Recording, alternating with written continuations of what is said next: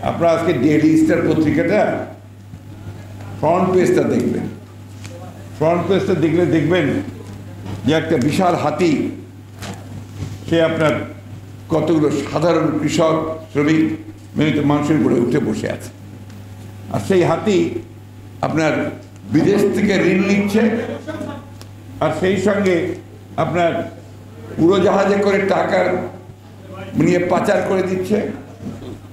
এরপরে আপনার ভ্যাট ট্যাক্সের চাপে পড়েছে, আপনার করাপশন, দুর্নীতি হচ্ছে, তার ক্রোকোডাইল কুমির, তার নিচে আপনার লুকিয়ে আছে ব্যাংক ডিফল্টার্স। খুবই চমৎকার একটা কার্টুন। এই কার্টুনটা আপনারা দেখবেন, তাহলেই বলা হয়ে যাবে। বাজেট সম্পর্কে ধারণাটাই হয়ে যাবে।